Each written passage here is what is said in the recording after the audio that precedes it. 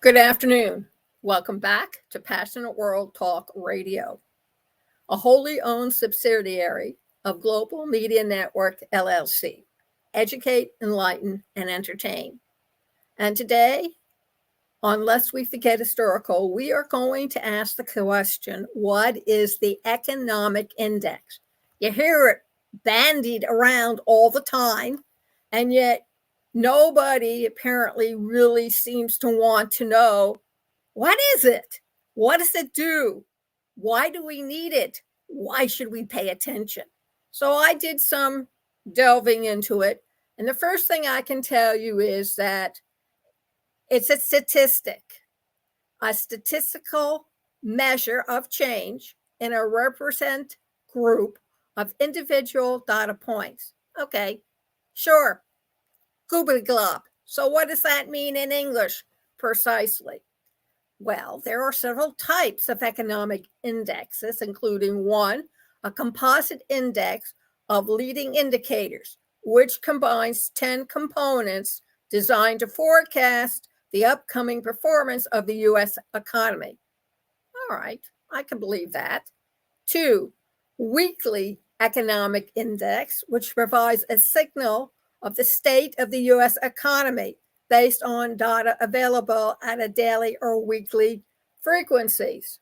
So, okay, why is it important?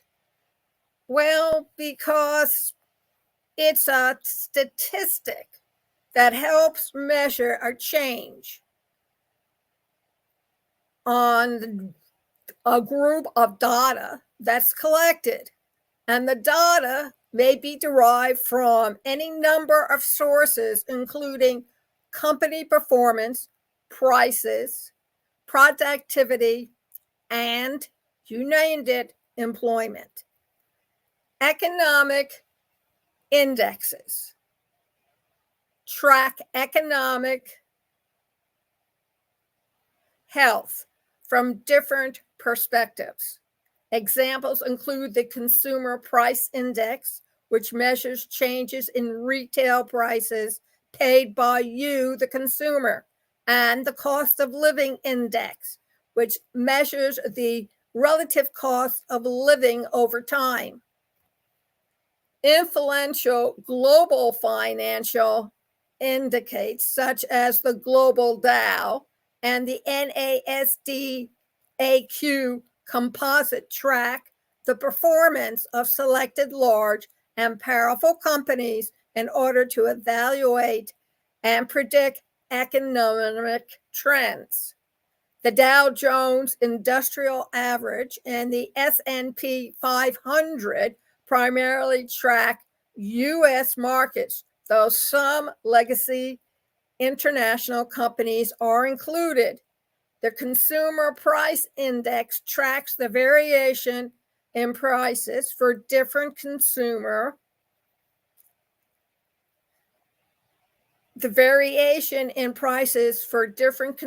goods and services over time in a constant geographical location, and is integral to calculations used to adjust salary, your husband's salary, bond interest rates, and tax thresholds for inflation. The GDP deflator index, although it could be an insect, who knows, or real GDP, measures the level of prices of all new domestically produced final goods and services in an economy. Market performance indices include the labor market index/job index and proprietary stock market index investment instruments offered by brokerage houses. Such a mouthful.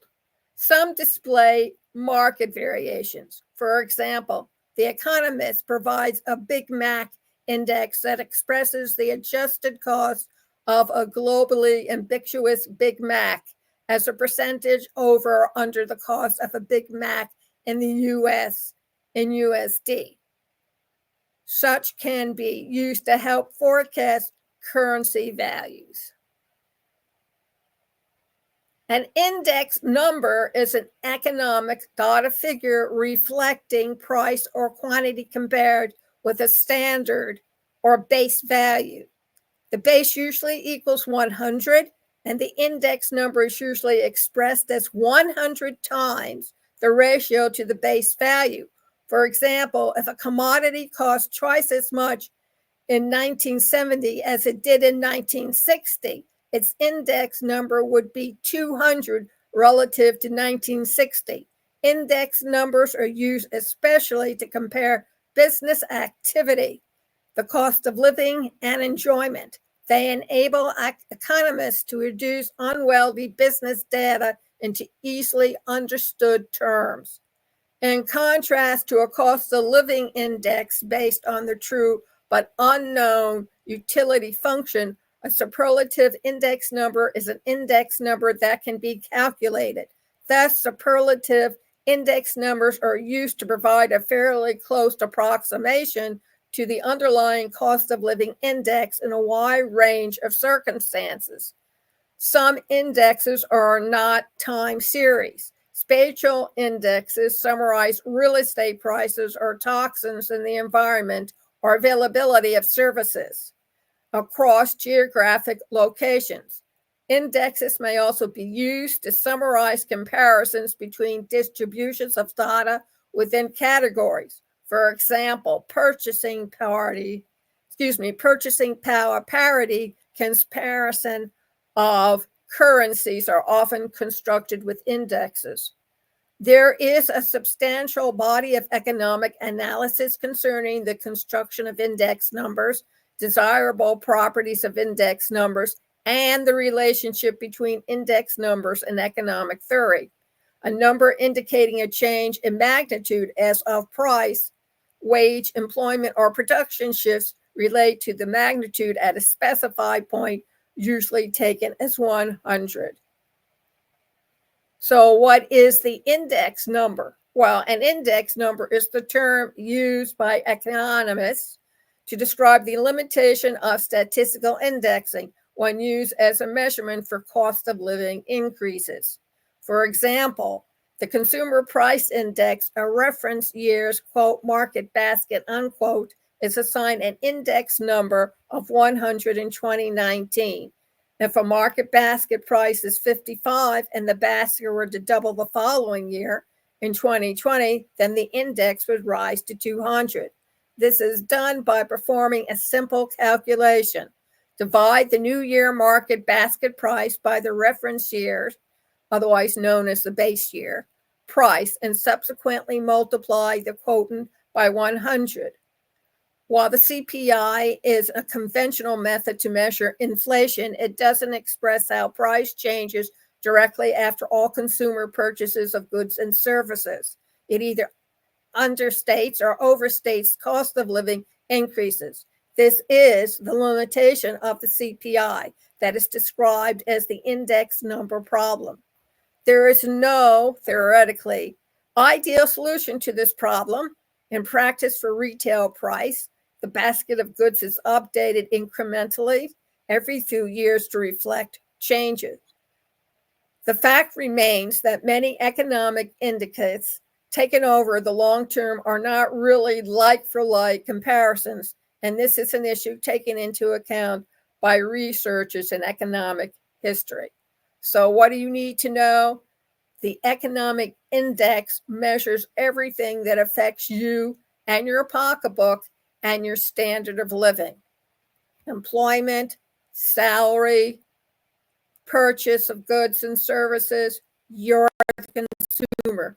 You, what is made up of the economy. If you save your dollars and don't spend them, the economy will do one thing. And if you go out and spend a lot of money, the economy is another thing. That's why at Christmas time, you get the deals that you get because, folks, a lot of your retailers, whether they're in living rooms or selling candy or even selling soda or selling clothing or bathing suits, doesn't matter. They have to get rid of last year's stock and make room for the new stock coming in. That's why it's such an ideal time to buy a new car at the end of the year, because the guitar dealers really want to get rid of all their old stuff. So don't think they're doing it for you. They're doing it for them. Economic index. Think about it. Thank you very much for joining us this afternoon on Lest We Forget Historical. You can see this all over again over at youtube.com/@passionalworld or youtube.com/passionalworldradio, which has the audio. You can also see it at https://passionalworldtalkradio.com. Scroll down to get to State of Current Affairs. Click on the link, click on the Google link, and it'll take you into YouTube where you can see all the videos that have been released for that week. You can also go over to our other social media sites, facebook.com/passionateworldradio, linkedin.com/Lillian Cauldwell, tumblr.com/PWTR, and take advantage of what you can find and listen to. We are brought to you by 3 companies, a publishing house in Singapore. Interested in having your memoirs exposed to the world, help somebody else out of a jam? Then text 484-364-1032 or email pwrnetworkllc@gmail.com.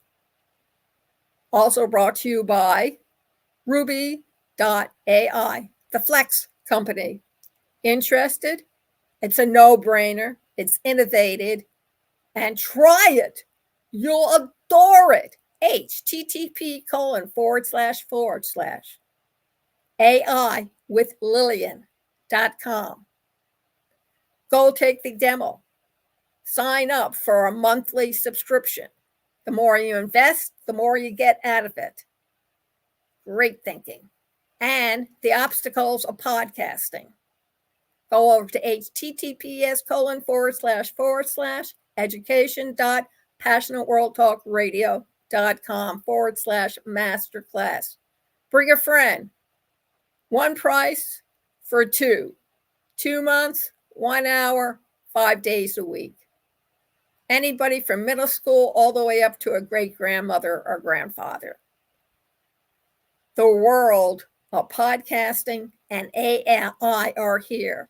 Or in the great words of Lillian Cauldwell, the 21st century is all about communication and verbal. Thank you very much. Have a great week. Thank you for joining us.